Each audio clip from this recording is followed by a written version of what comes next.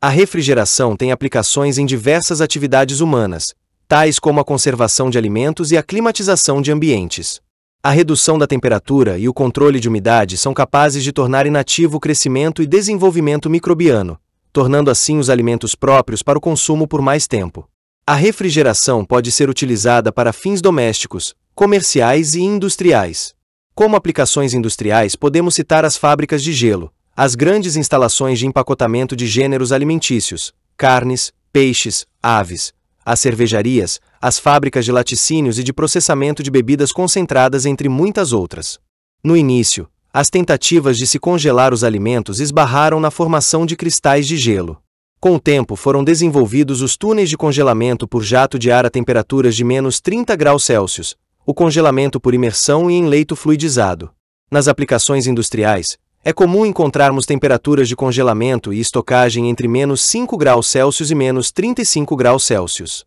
Muitas vezes as grandes distâncias entre os locais de produção e de consumo exigem a criação de um sistema logístico de distribuição onde são utilizados trens, caminhões e navios frigoríficos. Apesar de a cadeia do frio contribuir para a redução do desperdício, estima-se que no Brasil 30% dos alimentos acabam no lixo por falta de refrigeração ou por causa de refrigeração deficiente nas etapas de colheita, armazenamento, transporte e varejo.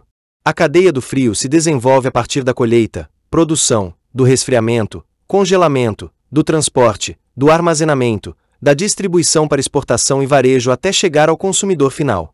O excesso de colheita e frutas e legumes pode ser armazenado em câmaras frias para uso durante períodos de entre-safra, o que garante vantagens econômicas consideráveis, principalmente para os pequenos produtores.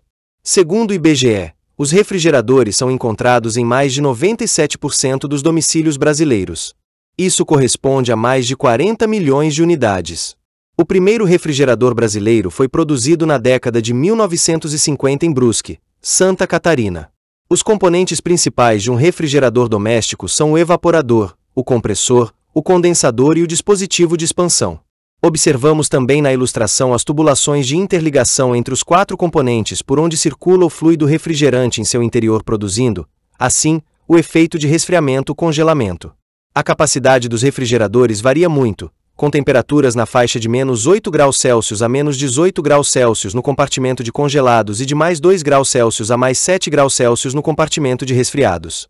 Atualmente, cada vez mais pessoas têm utilizado alimentos congelados, prontos ou parcialmente preparados.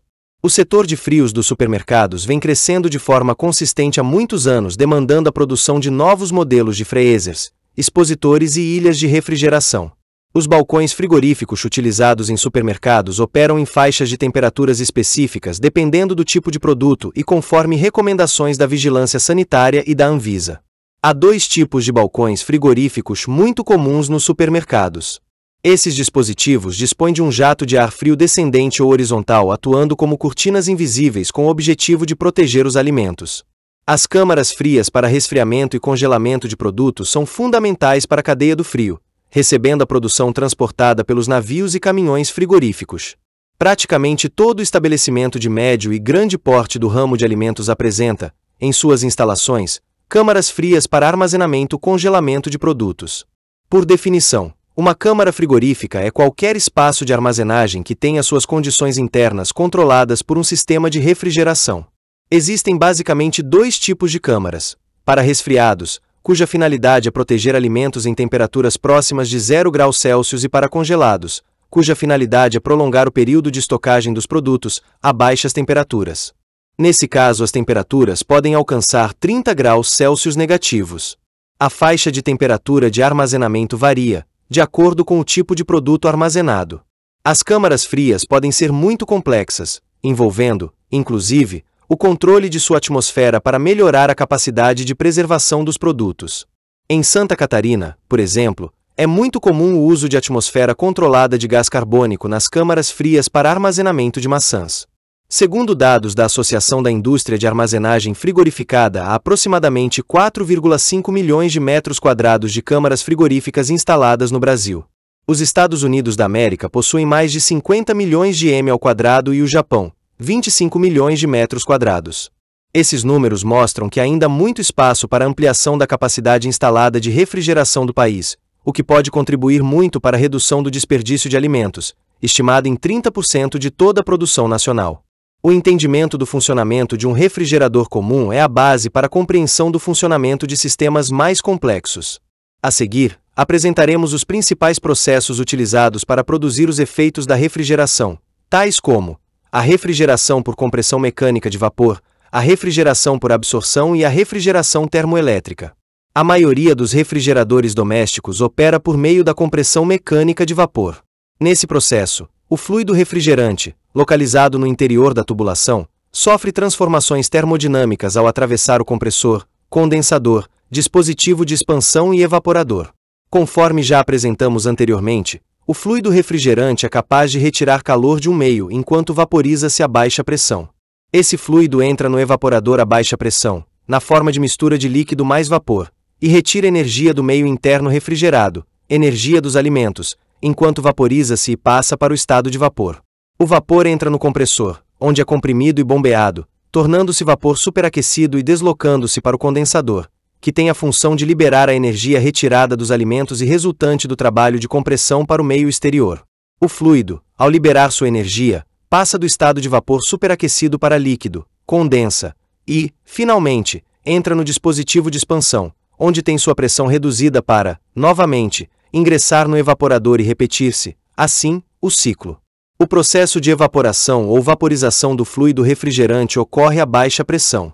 Para um refrigerador doméstico, por exemplo, a evaporação do fluido refrigerante ocorre a aproximadamente 27 psi.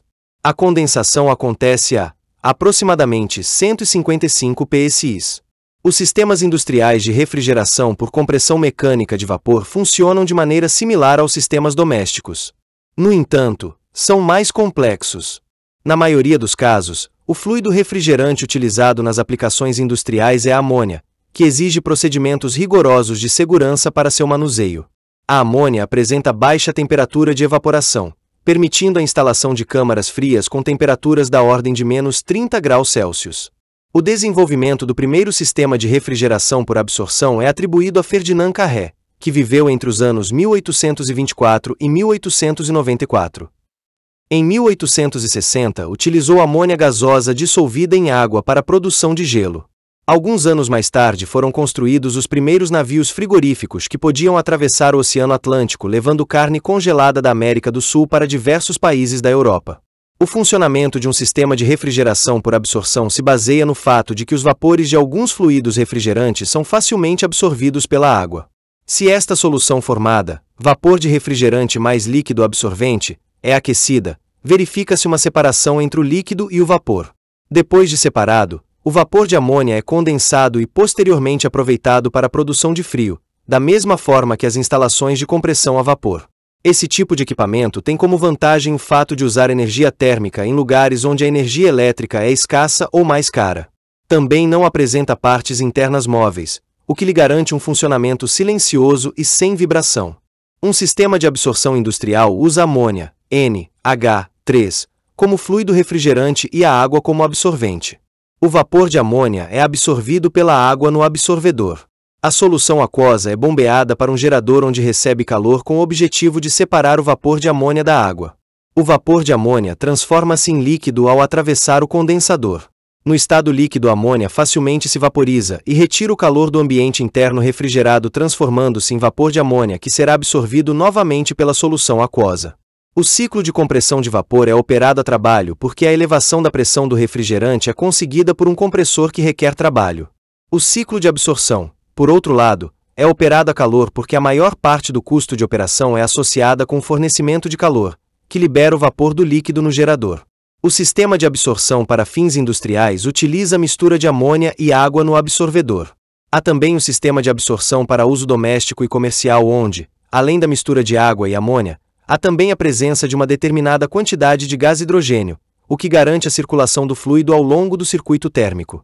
O calor é aplicado por meio de um gerador com o objetivo de separar a amônia da solução aquosa.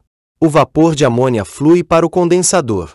No caminho do fluxo de amônia, do gerador para o condensador tem-se o retificador para eliminar partículas de água eventualmente evaporadas junto com a amônia. Ao passar pelo condensador, a amônia se condensa e segue para o evaporador. Um retentor de líquido interposto entre o condensador e o evaporador impede que o hidrogênio entre no condensador. O gás hidrogênio entra na seção inferior do evaporador e flui para cima no caminho oposto ao da amônia líquida que escoa para baixo. O objetivo da introdução do hidrogênio no evaporador é reduzir a pressão parcial do vapor de amônia de acordo com a lei de Dalton das pressões parciais. Isso garante o funcionamento contínuo do ciclo de absorção sem a presença de peças móveis. Além da refrigeração por absorção, temos a refrigeração termoelétrica. Em 1821, o pesquisador alemão Thomas Seebeck observou que em um circuito fechado, constituído por dois metais diferentes, há a circulação de uma corrente elétrica sempre que suas junções sejam mantidas a temperaturas diferentes. Em 1834, o físico francês Jean Peltier observou o efeito inverso. Ao circular uma corrente elétrica na mesma direção da força eletromotriz gerada pelo efeito Seebeck, verificou que ocorria o esfriamento do ponto de junção. Em 1851, o engenheiro britânico William Thomson, de 1824 a 1907, estabeleceu a relação entre os coeficientes Seebeck e Peltier e predisse a existência do terceiro efeito termoelétrico, mais tarde conhecido como efeito Thomson. A aplicação da termoeletricidade se restringiu durante muito tempo, quase que exclusivamente, à medição de temperaturas por meio dos chamados termopares.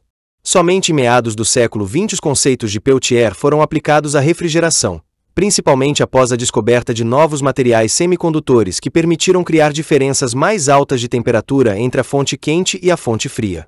De maneira bem simplificada, um módulo termoelétrico ou de Peltier tem como característica a habilidade de gerar uma superfície mais fria em oposição a outra superfície mais quente, a custas de passagem de corrente, cujo sentido definirá o lado a ser aquecido ou resfriado. O refrigerador termoelétrico utilizasse de dois materiais diferentes como os pares termoelétricos convencionais.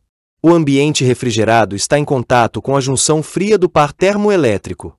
O calor do meio interno é retirado por essa junção fria e liberado para o meio exterior por meio da junção quente. Ou seja, há duas junções entre esses dois materiais em um refrigerador termoelétrico. Uma está localizada no espaço refrigerado e outra no meio ambiente. Quando uma diferença de potencial é aplicada, a temperatura da junção localizada no espaço refrigerado decresce e a temperatura da outra junção cresce. Operando em regime permanente, haverá transmissão de calor do espaço refrigerado para a junção fria.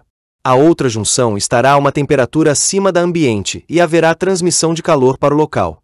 Atualmente, esse método de refrigeração tem sido utilizado para a construção de refrigeradores móveis de pequeno porte, com aplicações diversas que vão desde para lazer quanto para transporte de órgãos para transplantes. O fato de não utilizarem partes mecânicas móveis tem atraído o interesse da microeletrônica no resfriamento localizado de dispositivos, uma vez que a tecnologia pode ser diretamente incorporada, integrada, aos circuitos.